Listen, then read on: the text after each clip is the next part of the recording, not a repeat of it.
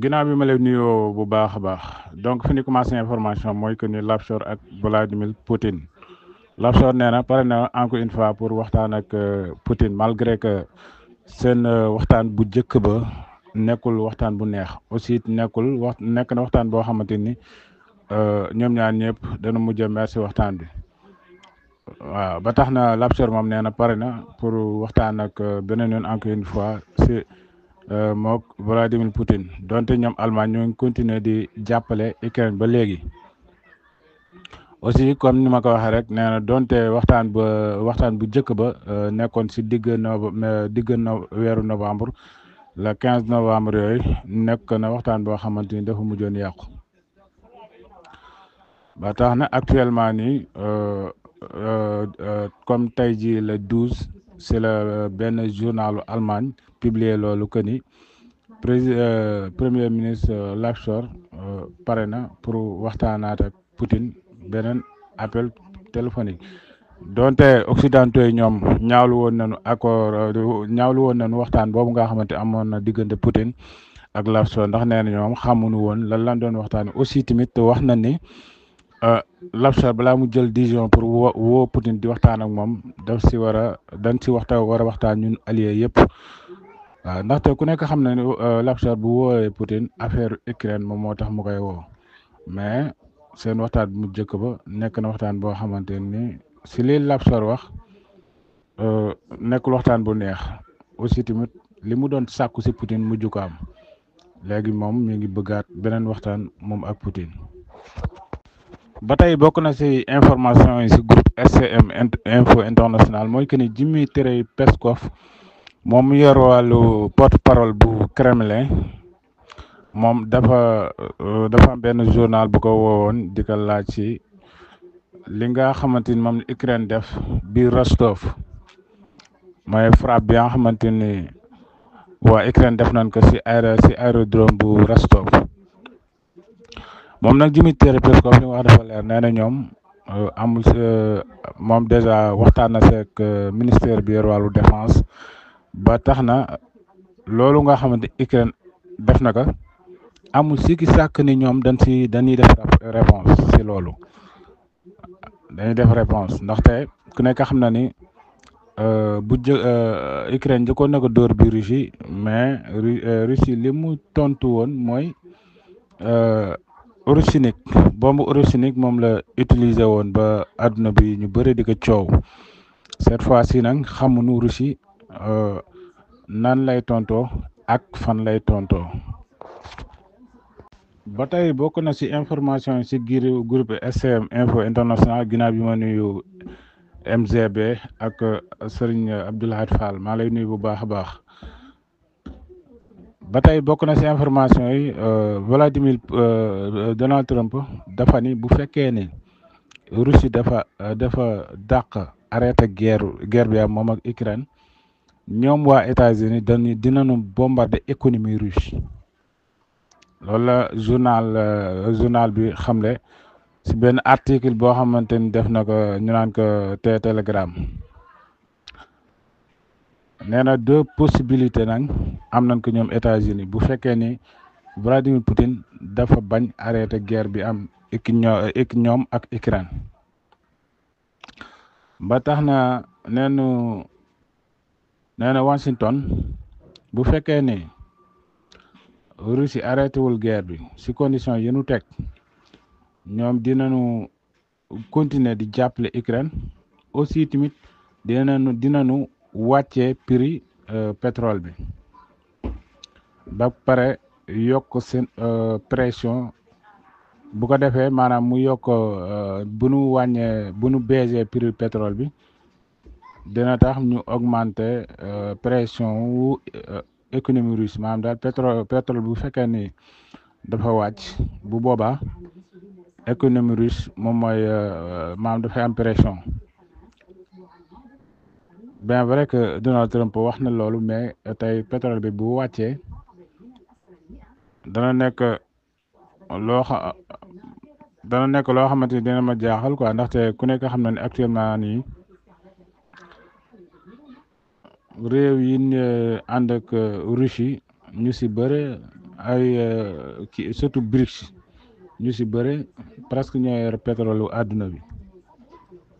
ba tax na ñoom bu ñu wàccee prix pétrole bi yaakaar naa ne premier sax mooy que ni du baax si dollar bi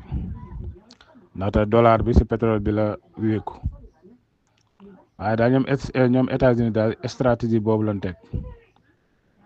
mooy que ni dinañ continuer di jàppale Ukraine aussi tamit dinañ wàccee économie dinañ wàccee prix pétrole bi bu ko defee économie russe nekk pression. ba tey bokk na si information yi si groupe SCM Info International moom kii bii di journal bii di CBS News moo dafa xamle ni président élu Donald Trump moom ne invité na président bu chinois ñu naan ko Xi Jinping pour mu teewe investiture bi nu ko war a defal si mois prochain le 20 janvier investiture boobu moom Donald Trump invité na si Chine président bu Chine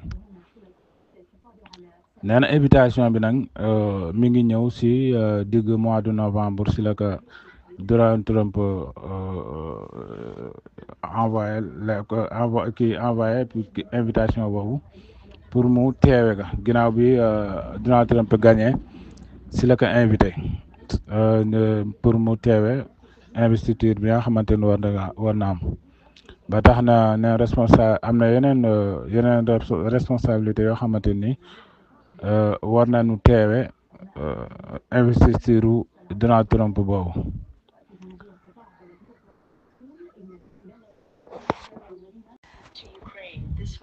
ba tey bokk na ci information yi mooy que ni États-Unis nee nañu ñoom dinañu fournir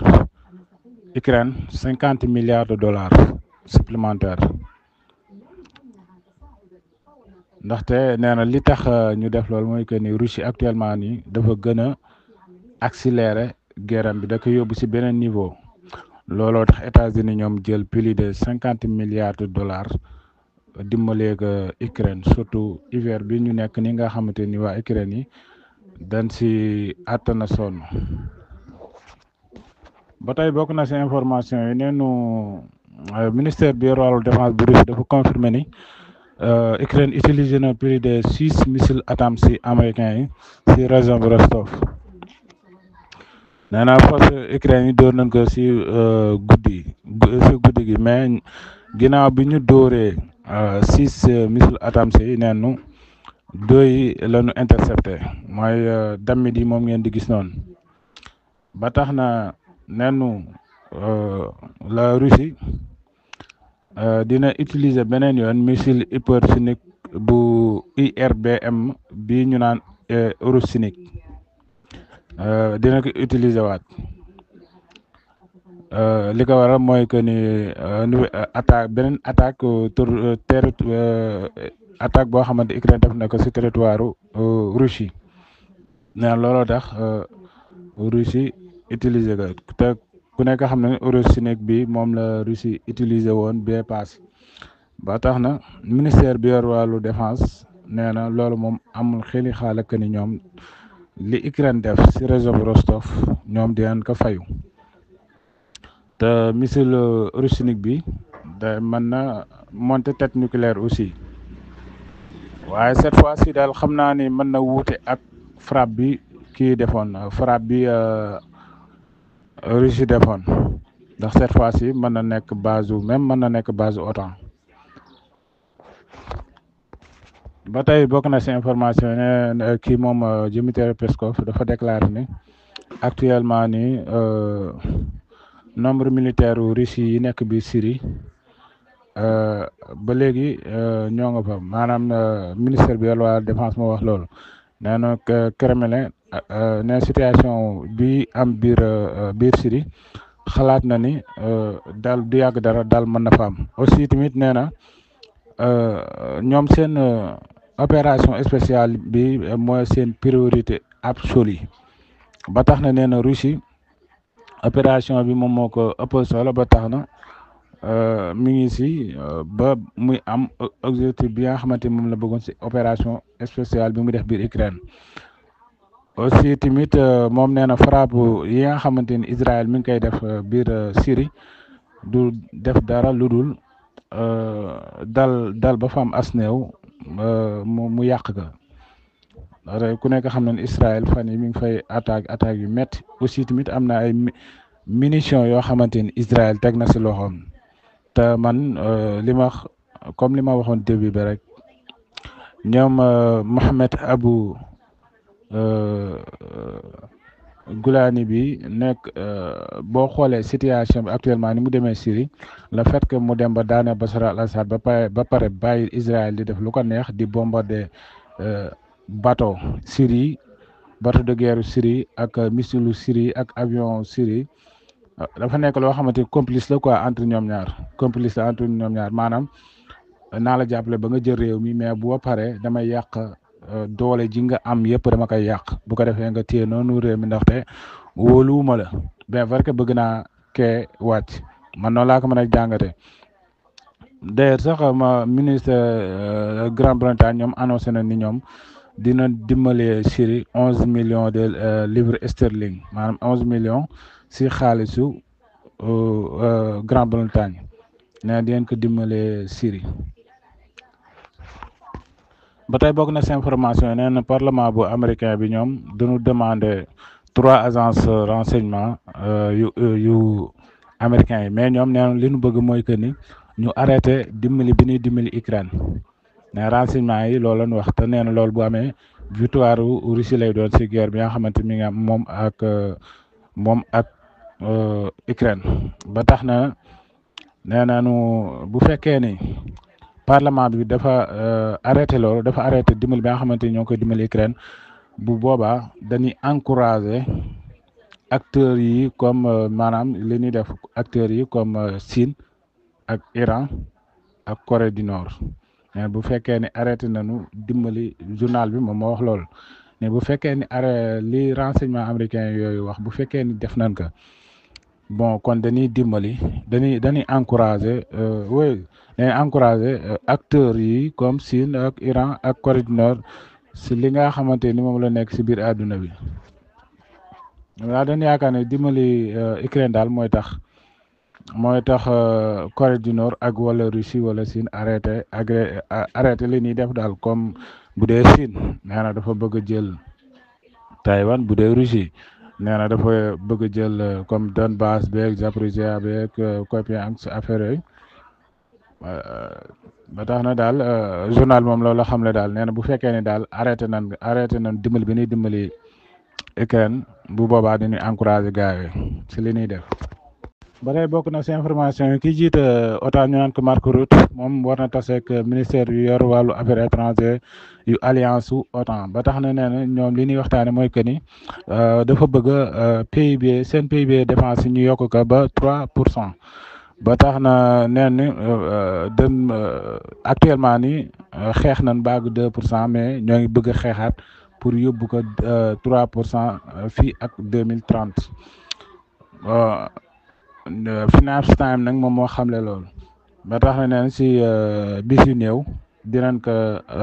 si waxtaan ñoom ministère yor wàllu affaires étrangères dinañu daje waxtaan ak njiitu OTAN ñu naan ko Mark Rutte ba tax na neen daal fii ak 2050 ñoom OTAN bëgg nañu àgg fa 2030 xam nga seen PIB bëgg nañu àgg 2,5% seen PIB fii ak 2030 ba tey bokk na si information neenu maanaam Donald Trump dafa war a convaincre Ukraine pour mu maanaam mu bàyyi territoire bi nga xamante ni perte na ko bu ko defee ñu dugal ko biir OTAN ki déclaré loolu ki wax loolu mooy que ni ancien ambassadeur américain bi nekkoon Moscou ñu naan ko Michael McFaul moom moo wax loolu nee na Ukraine ndax Ukraine ñoom li nu xamle mooy que ni d'accord nañu jàmmam mais il fallait que maanaam ngeen nangul ñu dugg biir OTAN bu fekkee ni daal nangu ngeen ñu dugg biir OTAN bu boobaa mën nañ bàyyi territoire bi nga xamante ni déjà Russie nangu na ko ñu arrêté guerre bu ko defee ñu arrêté guerre bi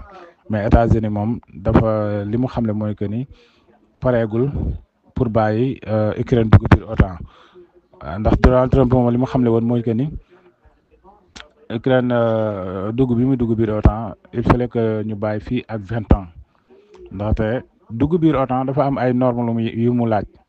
te actuellement nii normes yu mu laaj Ukraine xaaj bi sax amu ko benn ci économie ak corruption bi nekk biir Ukraine il fallait ñu xeex ko aussi tamit guerre bi mu nekk il fallait mu jeex loolu mooy bokk na si li ko tee dugg biir OTAN. ba tey bokk na si information moom Robert Fico premier ministre bu Slovaquie dafa déclaré ni Ukraine bu moytuwul dana perte territoire am yëpp dana ko perte suufam sépp dana ko perte te du dugg OTAN loolu la Robert Fico wax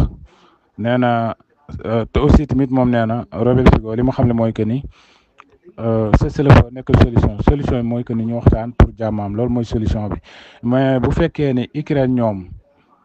nanguwuñu waxtaan pour jàmmaam bu boobaa dina perte territoire am yëpp te du dugg OTAN waaw naaga neexul dégg mais li mu wax moom mooy dëgg ndax tey ku nekk xam ne actuellement ni chaque jour Russie mi ngi gën a avancé ci front yëpp waaw ñoom nag cessez-le-feu bi ñuy def nii lu arrangé cessez-le-feu bi nu bëgg a def lu arrangé Ukraine la mais arrangé wu Russie waxtaan jaamaam daal maanaam nga d'accord bàyyi li nu signé woon accord de Minsk nga d'accord ko bàyyeek raison yaa xamante ni Russie bëgg na ko annexe nga continuer dund sa dund daal loolu moom mooy le plus important mais Ukraine ñoom li nu bëgg mooy que bu fekkee ne bàyyi nañ territoire yooyu nañ leen dugal ci saa si biir OTAN te waa OTAN pareeguñu pour dugal leen biir OTAN mais Robert Fico li mu leen wax daal moom mooy dëgg waaw nee na ay présence militaire biir Ukraine ak yooyu yëpp du solution bi daal mooy que ni ñu waxtaan accord am ñu déggoo daal loolu mooy li ëpp solo. ba tey bokk na ci information yi neenu Emmanuel Macron actuellement nii mi ngi pare pour nommer waat beneen premier ministre bis ni tey ko si jeudi bi Macron ne pare na pour nommer beneen premier ministre ginnaaw bi mu jógee Ukraine la nga xam ne moom chef d'état bu France ginnaaw bi nu dàqee Barnier ginnaaw bi nu defee consensus ba tas gouvernement Michel Barnier actuellement nii moom pare na pour tegaat beneen premier ministre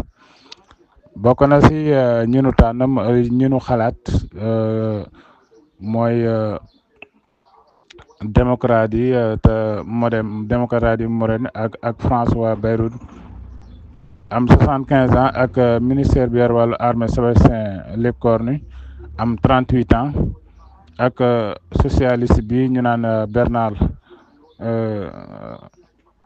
Cazeneuve am 61 ans ak ancien premier ministre bu intérieur te muy yore fonction pendant présidentielle François Hollande 2012 ba 2017 kooku tamit bokk na si ñi ñu yaakaar ne war na mën a nekk premier ministre. aussi tamit nee na bokk na si Lucarne te nee na ancien président France Nicolas Sarkozy maanaam moom Lucarne bokk na si gouvernement wu Sarkozy 2007 ba 2012 nee na kooku tamit bokk na si ñi ñu xalaat ni war na mën a nekk premier ministre ñi ñu war a nommer. ba tey bokk na si information yi ginnaaw bi ma nuyu sëñ Ablaye maa ngi lay béggee bu baax a baax Robert Fico ba tey moom premier ministre bu Slovaquie neen Ukraine boo moytuwul dana diviser comme Slovaquie 1938 bu moytuwul nee na Ukraine dana diviser wu noonu ndaxte te aussi tamit moom Robert Fico xam le ni moom du masa nangu adhésion OTAN maanaam Ukraine du dugg biir OTAN nee na moom du ko masa nangu fekk moom mi ngi nekk mi ngi jiite gouvernement wu Slovaquie te ku nekk xam na ni Slovaquie premier ministre bi mooy ñoom kiiw régime parlementaire la ñu yore nee na moom fekk mi ngi jiite Slovaquie du masa nangu Ukraine di dugg biir OTAN ba tax na moom Robert Fico wax na ni occidentaux yi ñoom dañu sacrifier Ukraine mais occidentaux yi dañu sacrifier Ukraine ba pare nanguwul Ukraine dugg biir OTAN ba tax ne défaite bi nga xamante ni am nañ ko ci conflit ba nee na looloo tax ñu am défaite ci conflit bi moom la déclaré moom ministre bi yor ministre premier ministre bu Slovaquie ci benn interview boo xamante doon na ko def ci benn journal britannique ñu naan ko Fulaha ba tey bokk na ci information yi nee na parti bi gën a rëy ci coalition parlement bu Slovaquie te mu jiite ko moom Smer social démocratie ñoom dañu boycotté discours bi nga xam ne nee na moom dafa boycotté discours bi nga xam Vladimir Zelensky doon na ko def ci parlement européen nee na ginnaaw bi mu jëlee kàddu rek moom député européen boobu dafa génn salle bi nee na ancien président bu conseil national parlement bu Slovaquie moom mi nga xam ne ci Telegram ba tax na moom Asmer nee na social te mu jiite social démocratie te mu nekk ci parlement kiiwu social démocrate yi nee na moom Vladimir Zelensky dafay mën ay discours haine yoo xamante ni dafay yóbbu àdduna bi ci conflit nucléaire àdduna bi yëpp nee na discours yi muy maane looloo tax nee na moom bëggul déglu discours Vladimir Zelensky te nee na moom le fait que muy déglu ay discours comédien balaa caa mu préféré regarder maanaam am na leneen lu ko gën a yitteel que di déglu ay discours comédien maanaam daal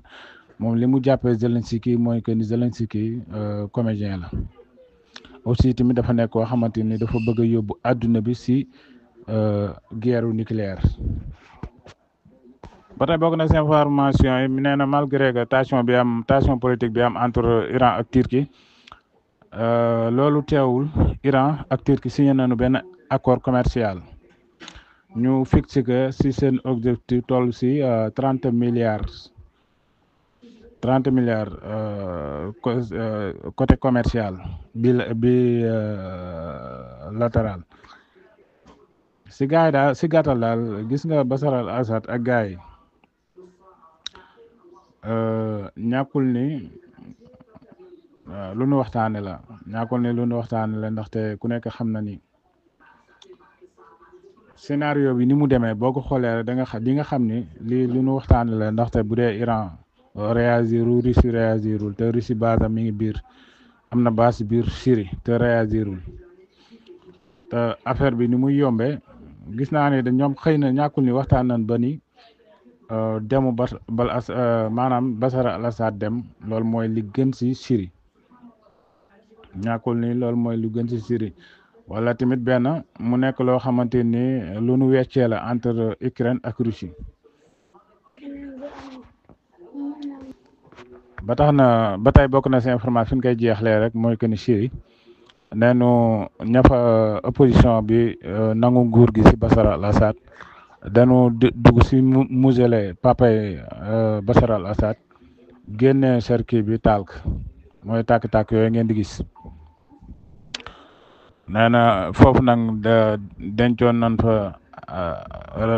benn magu Bachar al-Assad te mu deewoon ci accident 1994 cercueil boobu daal fa la gaay yi dugg ñoom jihadis yi génnee cercueil bi taal ko jëppet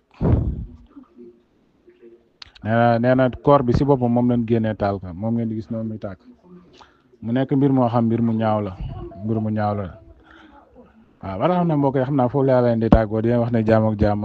peut-être guddi incha allah di leen fa teewaat incha allah gën a yaatal